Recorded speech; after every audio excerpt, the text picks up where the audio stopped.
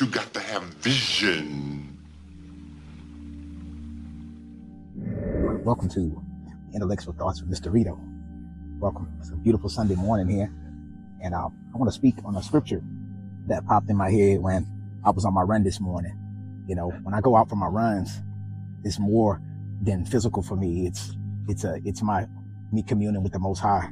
So I was led to Proverbs 3, verse 5, where it says, trust in the Lord with all your heart and do not lean on your own understanding, right?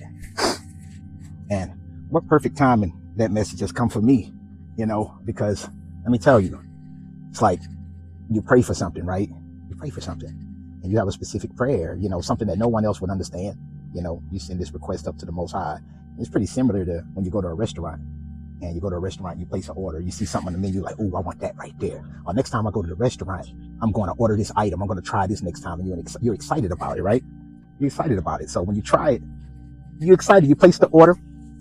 The waiter or waitress take your order and they go to the back. And you realize, like, man, there's people that came after you receiving what they ordered, and you're seeing them go by. Some people even finish their what they ordered and they left. And you look and you starting to get frustrated. You want to speak to the waiter or the waitress again, right? You call them over and like, hey, can you tell me, what might be taking so long with my order? And they send a message. They're like, well, the chef, which is the Most High in this case, for me, I'm just using the chef as a metaphor in this situation, as an analogy, So it's like the chef told me to tell you, if you ask that, he got your order and he wanted to do something special for you, and you're like, in your head, you're like, wow, special. I just want what I ordered. I don't need nothing special. But you're like, okay, but please expedite it, right? You're like, please hurry up with my order. I'm getting, you're hungry for it.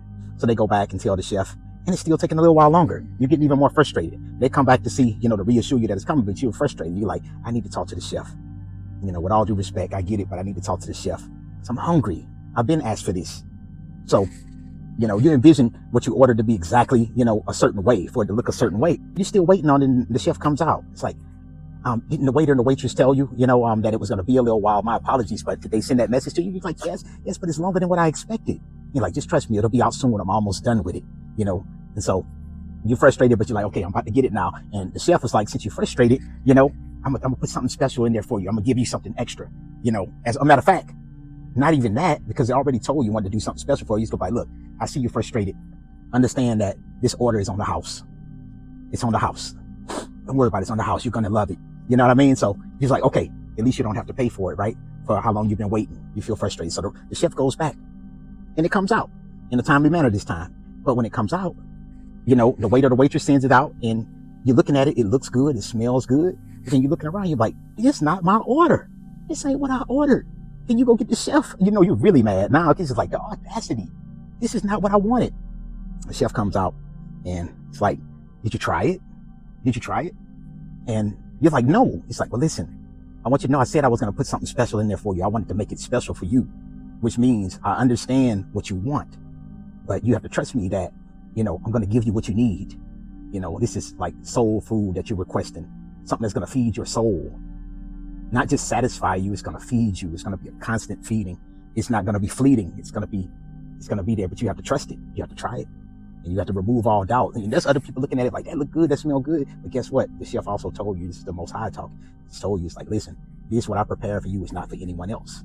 It might look good to them, but they'll realize that when they taste it, they'll be like, it's only going to taste good to you and no one else. Which means whatever you pray for, you might want to keep it between just you and the Most High, because others, it won't make sense to them. Like I say, if it's a food item, you'll be like, I love this. If I don't see what you see in that, it's not none of their business.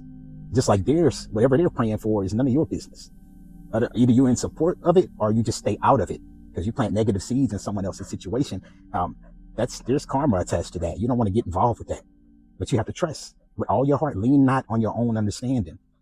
And when you start tasting and you remove, all your past experience, because you're looking at what you ordered and you're like, well, I see everything that I asked for is in there, but there's some other things that I didn't quite ask for. And it just looks a little off. And you're like, trust me. Most High is like, trust me. Just try it. And then you try it and you're like, wait a minute. This is amazing. But what's the catch? It's too good to be true. This is too good to be true. Can you tell me what you did? And the chef is like, I can't give away my recipe. Just know that this one has been waiting for you. I've been cooking this one up for you longer than before you even prayed for it. I've been cooking this up for you. You deserve this. You did the work. That's why it's on the house. You won't have to go searching for it. I'm going to give you something greater than you ever imagined. You just have to take a leap of faith, and you can apply this to any situation in your life. You can apply it to, you want to heal a family dynamic. You're looking for romance. You're looking for another career. You're trying to find your purpose in life, right? You might want to move somewhere else, and you share that with loved ones. They might not understand it. They might try to talk you out of it, but it's for you. If you feel it in your heart and keep your thoughts on high and keep anticipating, stay excited about what it is you prayed for, it's going to come. It just might not be exactly the way you expected it, but it's going to feel amazing. Now, I'll say this and I'll be done. When what you prayed for arrives, you have to protect it. And what I mean by protection is be careful who you share it with. Be careful who you share it with, because once people see you receive your gift, they might be jealous. People want to destroy that. People don't want to see, you happy genuinely. There's some people that genuinely want to see you happy. And in most cases, those people are happy because they received their gifts. But some people might not want you to see it. So that can destroy something if you allow those type of energies to interfere. So, don't allow outside energies to interfere. And if you allow something from the past and experience, you allow those thoughts to come into this situation, whatever it is you prayed for. You're like, well, I asked for this before, and this is feeling kind of familiar. I don't know about all this.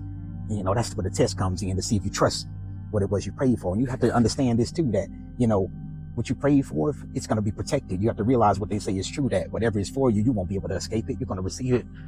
You just have to have the faith and trust, like at a level to where people they're going to think you're crazy. They're going to think you're crazy, but you have to go for it. That's why everybody in this life, I feel like they won't be able to experience that, truly receiving what it is they really wanted in life. So a lot of people settle, and they settle because it's fear. The fear makes them settle for something lesser than what they wanted. And the Most High wants you to have everything in this life that you dream of. So if you operating in a pure spirit, you move with integrity, you operate from a place of love in all that you do, and you wish everybody the best, there's no malice in your heart, you'll get what it is you're praying for, and you'll get something even better. Like I explained, you'll get something special with it, and it's going to be long lasting. It's going to be long lasting. It's going to be everlasting. Everlasting. Spread love. Operate. Keep your thoughts in a place of love. Don't allow outside energies. It's true what they say about, forgive and forget. And this, you can apply this to past experiences, past failures. And if it comes up again and it feels familiar, you have to cut that. You can't bring that into any new experience. It's going to destroy it. You're not giving that new experience a fair chance. Whatever it might be. You might be in a new city, and it takes some getting used to, right? Being in a new city. I remember the first time I moved away from home, I was scared. It took about a month for me to get comfortable there and not stop kind of like missing my family the way I did. I wanted to go see my family every weekend because I missed them. But the more I stayed there and trusted, and I was like, you start getting more comfortable there, and then you're able to really live in it. When you remove the fear of being there, you have less frequent trips back home because this is your new home where you reside. A lot of people like to call it timelines, and I subscribe to that. You can be on whatever timeline you choose to be, depending on where you are up here and in your heart, the connection you have with the Most High. There's a lower timeline, and there's an entity that rules this world that controls that spirit. You can choose to be there too. It's comfortable, and he makes it look good, but you'll be comfortable, but you'll never be satisfied. You'll never be satisfied in that energy. Never. You'll forever be chasing it, and you won't be able to fully experience what you deserve in this life. So you have to raise it up and pump other people up, encourage people. You see people happy, keep that energy going for them. Because if you send negative energy to someone, it's not going to work out in your favor. So you have to understand that those gifts are protected. You just have to align yourself with the energy to receive it and trust it. And when you've done the work, it's going to come right to you. You won't have to search for it because you did everything you were supposed to do to get it. It's going to come right to you. That's how you're going to know. But it's the enemy's job to discourage you. It's the enemy's job to discourage you. Trust in the Lord with all your heart. Lean not on your own understanding, and especially the understanding of others. I don't care who it is. I say that from a place of love. So have faith today and every day. Encourage people. Encourage yourself today. I hope this encouraged you. This is Mysterydoe. I got nothing but love for you. Till next time. Later. You got to have vision.